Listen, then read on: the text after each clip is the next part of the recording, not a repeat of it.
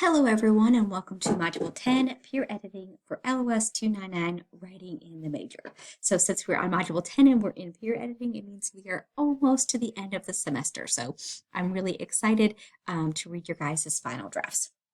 So as we get started on your peer editing for the week, what you'll need to do first is go to the Module 10 online resource, which is a great webpage by Cabrini University that gives you some tips and tricks for the peer editing process.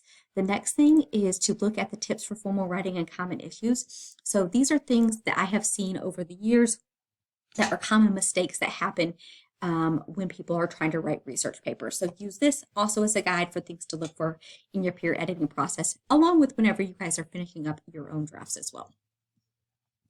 So you guys should have seen an email today that looks similar to this. It will say something like, this is your peer editing email, and I've attached a copy for you to peer edit. So I did give you some steps for the peer editing process. So obviously start with the Module 10 online resource, like I said. Then once you open the person's paper that you're peer editing, you need to go to the review tab at the top of the page, make sure you click tracking and then track changes.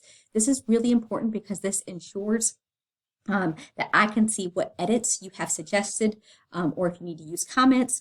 But that is go up to review, go up to track changes, select for everyone. You can also add comments to the paper as you guys go through it. I want you to be looking for things like anytime there's grammar issues, if there's a confusing sentence or confusing paragraph, you're not really sure what someone wants to say. It's not your job to fix the confusing sentence, but just to point it out. So if you just say, put a comment on there that says, this is confusing, I'm not sure what you mean by this, consider rewording, those types of things. If you do see any APA formatting issues or anything like that, also make note.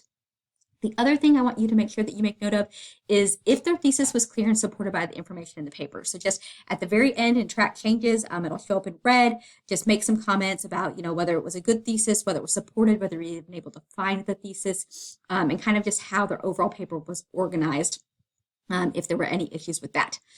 So once you finish tracking changes and you save the paper, you are going to email the paper back to the person who is listed at the bottom, along with CCing me on it so I can see that you did actually return the paper. And then you also need to upload the copy of the paper to Brightspace in order to receive your credit. Now, I will say that in the peer editing process, you were not necessarily assigned each other's paper. So it wasn't necessarily a partner paper. It was actually assigned in descending order. So kind of similar to what you see here at the top. So like, student A was assigned student D's paper, student B was assigned student A, student C was assigned B. So you can see it's kind of in a descending order.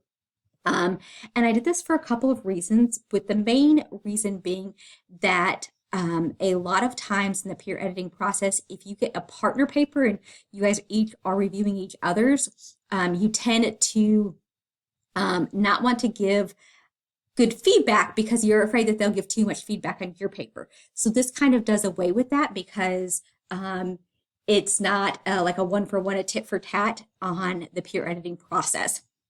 This is simply, I want everyone to give honest but respectful feedback on students' paper. So when you go through there, you'll see that you received 2 emails today. One email that was the email with attached the paper that you should edit, and then you were CC'd on the email of the person who's going to be editing your paper, just so that way you have full disclosure of who has your paper. So I look forward to seeing your peer edits. Please let me know if you have any questions, and have a wonderful week.